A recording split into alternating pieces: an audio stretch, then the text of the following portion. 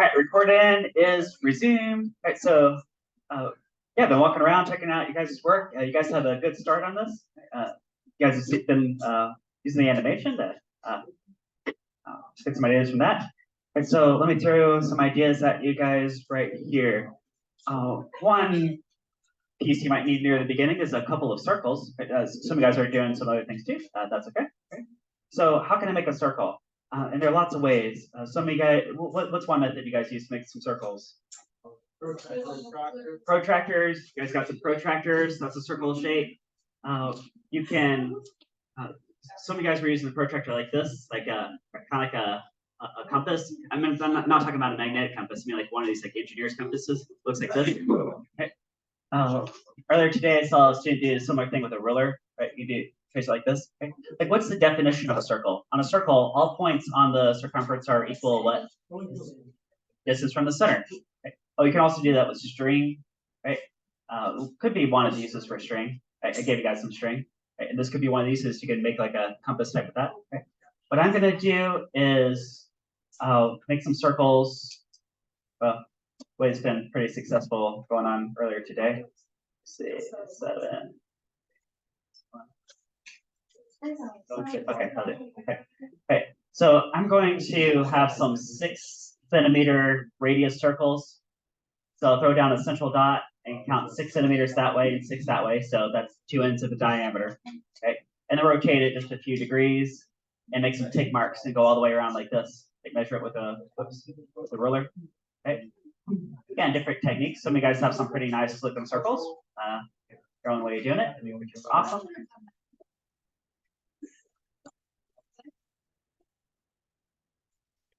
Go ahead and stop this real fast. Pause.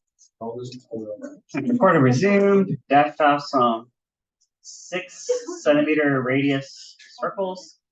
Connect the dashes here. That's pretty close. That should be the trick. Oh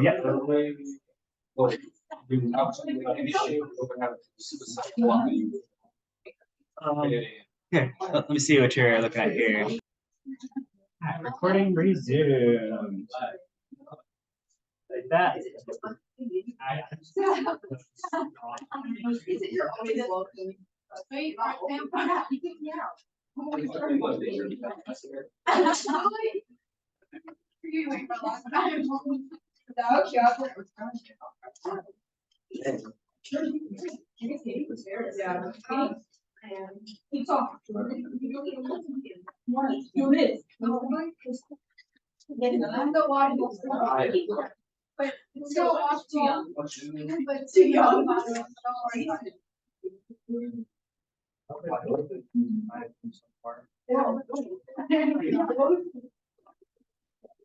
What year are you?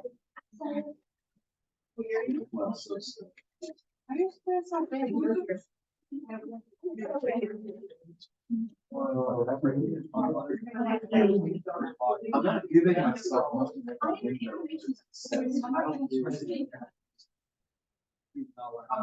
Need help?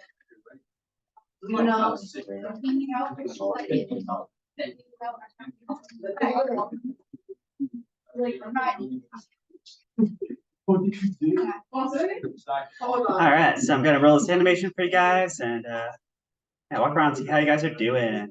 And all right, recording is resumed. All right, so I see some of you guys moving on to making those cylinders. And some of you guys are doing pretty good on that. I can give you guys some hints there too. But before that, we get some teeth in one of these. Right. Teeth, some teeth and some gaps. It's like one of them is a cogwheel, right? Aha, that one looks pretty sharp over there. Yeah. All right, like that one. Right, so ooh, I like that one. Yeah. That one is toothless, but I'm sure it will go some. It's getting there. It's getting there. All right, so one of the important aspects you're looking for here, let's go back to my model anyway. Right, you guys have been looking at the animation. Okay. Do you guys see how as this peg leaves this gap in the teeth, the next gap is set up to accept the next peg, right? Now, part of that dynamic has to do with, say, like the center to center distance between these two, which we'll probably get to tomorrow. But part of that, the reason it works all the way around has to do with the fact that the teeth are spaced symmetrically, radially, right? They're radially symmetrical, right? So you want an equal spacing between the teeth, right? I have 8 teeth on this one. The animation had 6. It doesn't matter the number of teeth you have. I'm just looking for can you turn continuous motion into incremental motion, right? What do you guys want me to make? 6 teeth, 8 teeth? What do you guys feel like? Let's go with more than 1 or 2. 8. All right, let's do 8. Now, if you do 8, now you could do an odd number of teeth. That may be a little trickier, right? But let's go with even. Yeah, so 8. Let's do 8. If you do 8 teeth, how many degrees between each tooth? 20. Guys, how many degrees in the whole circle? Oh, 360. 360 degrees, 8 teeth. What? How about this? How about this? Guys, what is 360 degrees 20. divided by 4? What is a quarter? That would be 90. And what is it? Hold on. Oh, guys, this is a 90 degree angle right here, right? What is half of a 90 degree angle? 45. 45. Do I want 45 degrees between each tooth? Yeah. That'll bring me all the way up to 8 teeth. Yeah. So let me throw down a mark where I'm going to put the first tooth and then start making 45 degrees all the way around. If you did 6 teeth like the animation, then how many degrees between each tooth? 60. All right, you guys are on. Got some winners in this class. So I'm doing 45 degrees between each tooth. So 45, 90, 135, and rotate this thing. Soft here. Yeah, go and grab that. All right. 45, 90, okay. So I want all the teeth or gaps to have the same width. So I measure off a couple centimeters probably. I'm working pretty good. Couple centimeters. Couple centimeters. Do all the way all the way around. Are you kidding me?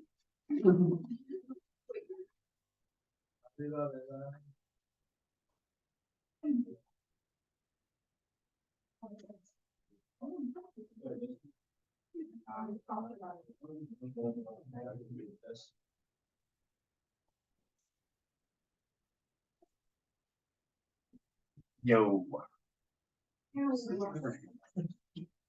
Yeah. Back then.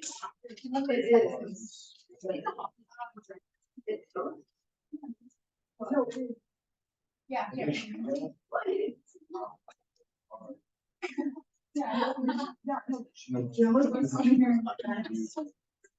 Anyways, yeah.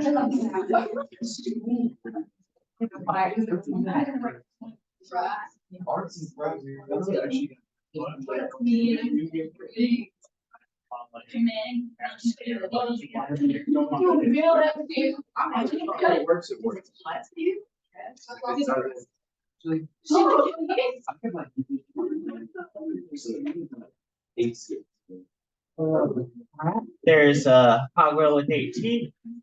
You might go with a different design, maybe a different method. We've seen paddle wheels could get the job done, right? So just something it can catch, right? Right. So guys, I'll go ahead and throw the next hint at you, since I see a lot of you guys have already moved on to making these cylinders, right? Now, we've definitely got 3 dimensions going on with this project, right? 3 dimensions. So sometimes you'll have to glue something so it makes like a 90-degree turn. Like I got this XY plane, this spot here, but you need like a Z axis, like this way. Okay, guys, what's going to glue better? What's going to glue better? An edge to paper like this, or a surface to surface connection like this? The second option, I don't know. There you go. Yes, the latter of the 2. Yeah. So if you glue it like this, does not take like half an hour to dry. Yeah. But if you glue it like this, it's probably about like 20 seconds to dry. Yeah. So if you think ahead here, if you're gluing on cylinders to a surface, if you glue the cylinder straight to a surface like this, probably take a long time. But if you cut feet in the cylinders, let's get a closer look here. You guys see how there's like some feet cut in these? That'll give you a surface to surface connection, right? Just a thought, just one way to do it. You know what, since I'm about to make some cylinders, let's pull this apart and look at this too, like how is this thing spinning? Right. Ooh, I've got like an axle system going on. You guys see that? Do you guys see how there's a large diameter cylinder here, a small diameter cylinder here? So that, thank you. So this will fit in here, and it can spin. Look, it's not so tight that it won't spin, but it's also not so loose that it's all floppity, right? It's like, ooh, optimal sizes. So you're looking for a lot of optimalities here. I'll help you guys make this axle system. Another thing we're looking for eventually, now maybe this is way ahead, but just think ahead. Let me put this all back together.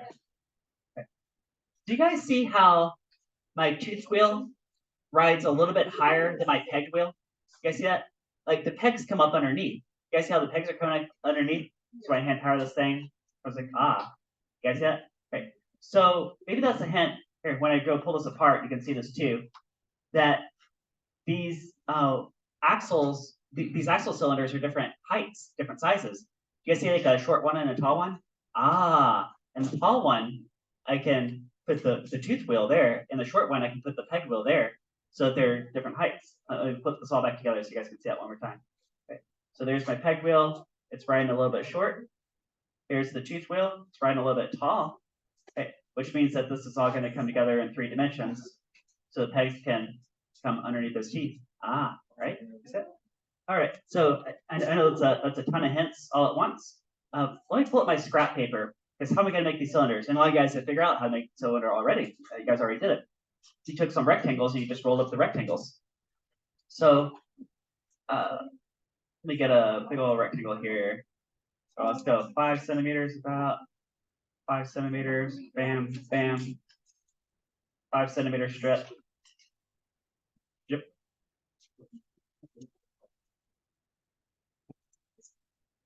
Just pulling it straight up from scrap paper.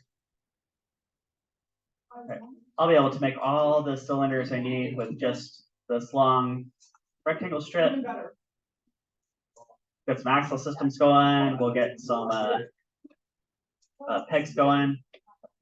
Oh, I think I forgot to count with you guys how many cylinders we're going to need. So let me bring up my own model again, and let's get a count. So how many total cylinders am I thinking? Well, I definitely need at least 4 just for the axles, right?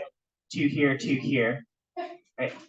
Slightly different sizes, right? So that they fit nicely inside each other.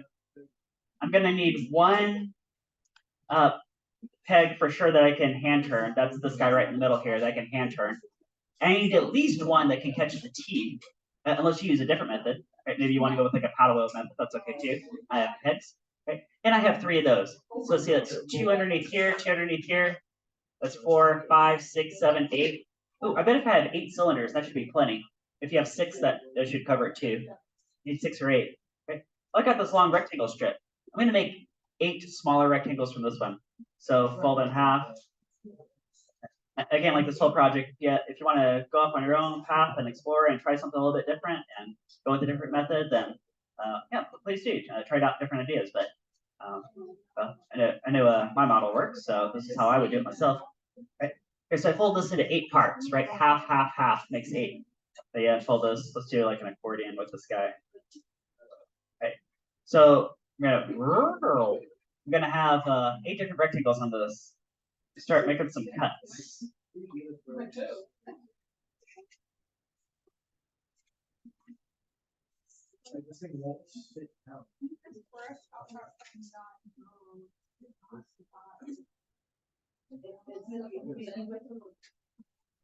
The genius idea.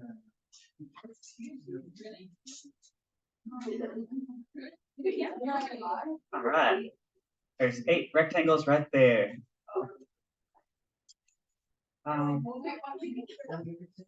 Okay, yeah. Okay, so what am I doing with the rectangles? Okay, I have 8 equal size rectangles. I'm going to be turning these into cylinders. Now the cylinders should be different type sizes. So let me just pop up a couple of these and put these aside for now. Okay, now these 2 guys. Let's make this an axle system. So I start rolling this around a pin. There we go. Like this will become a cylinder here. Now I haven't glued it yet. Okay. in fact, for my axle system, I need one cylinder around another cylinder. So I need two different size cylinders. So I may as well just go ahead and start doing that, right? There's two, it was like one roll inside the other. You see that? One roll inside the other. Let me throw in some glue. Glue time. Okay. You want an optimal amount of glue. So enough that it'll glue. But if you do too much, then it takes forever to dry. Okay. So there's an optimal amount of glue right there. Now, if you press and hold that, and it might help to like throw a pencil on the inside, maybe. If you have a wooden pencil, it's really nice. You can just like slide it off. Okay. Press and hold that for just a few seconds. Bam. Okay. Got the cylinder. I'm gonna take this other one, roll it around the outside of that. Throw on some glue.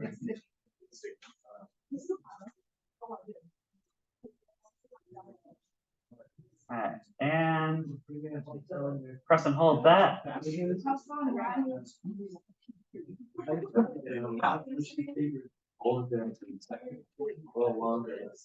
Oh, look at that. You guys see how this axle system's gonna come together? Got one rotating inside the other. Look at there, right? Okay. Now, so though, okay, if I try to glue this, guys, do I want to glue this straight to the space like that? Yes. Ooh, you guys are right. You did not want to do that. Why? Because, yeah, everybody got it. Oh yeah. Because that now you have like an edge to a surface connection. That's gonna take forever to dry, right? But ooh, do you guys remember at least the technique I was showing you to make a surface to surface connection? Yeah. You cut feet in this. Cut feet. Let me cut some short feet in this one, so it stands kind of tall. And then the other axle system, remember, I want to ride a little bit lower.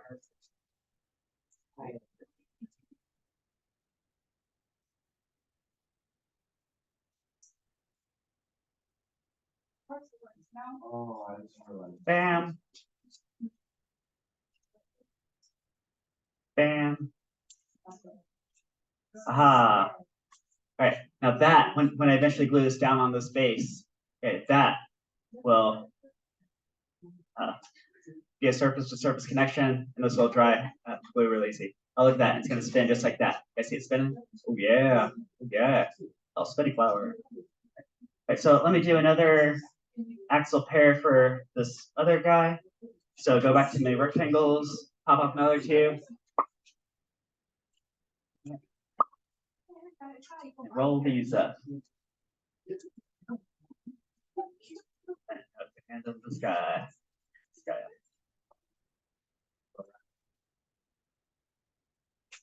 Oh. Okay. Oh. Throw some glue right here.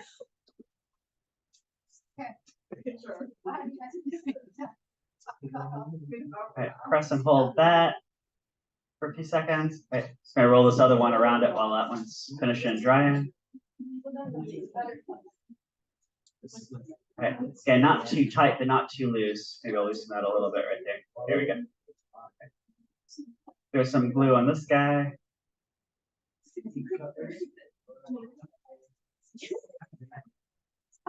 All right. All right, press and hold that for a few seconds. If that's dry, I try to move it around a little bit.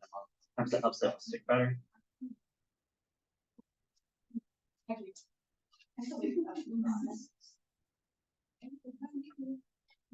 Ooh, that's looking pretty good right there. Time to cut some feet. Now this one, I'm going to cut the feet longer so that the remaining cylinder is going to sit shorter, so that I can have, again, a height differential between these two. See, this guy's sitting a little bit tall, this guy's sitting a little bit short. Right? All right. Ooh. Finish drying right there. All right. Feet time.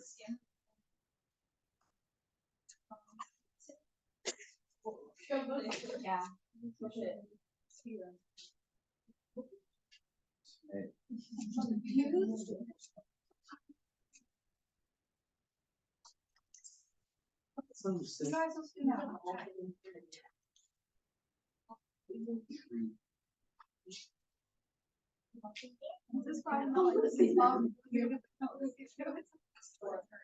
Like.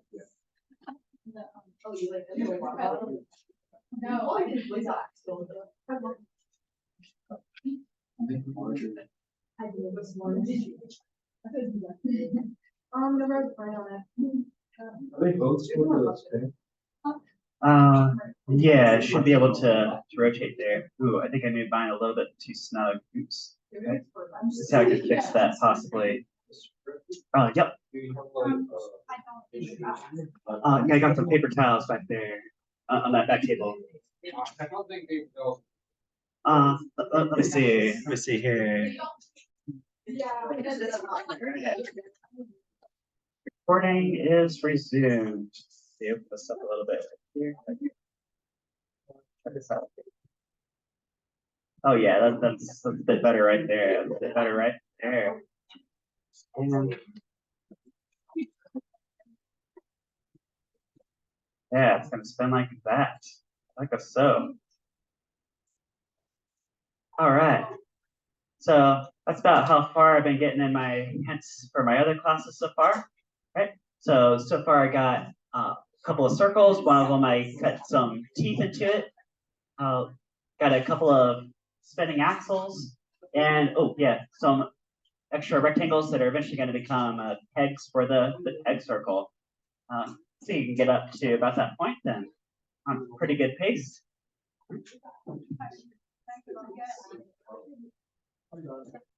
Right, recording is resumed. We're back recording. So flip that over to the animation. Yeah, I'll give you guys some points for this. Just for doing your best, and you guys are all doing a really great job. And walk around checking out you guys' work. So we have a couple minutes of class left. So here in the last couple minutes, find a good pause point. Write your name on your materials. I'm going to write period 4. Right. Tomorrow I'll pull this up and continue from there. Help you guys out. You guys see back in lab tables, my earlier classes have put their projects up there. So make sure your name's on your materials. Find a good space back in the lab tables to store this there. Oh, if you guys could, please, if you have any paper scraps, either leave those on your desk surface or put them in the trash bins that are in the middle of the room.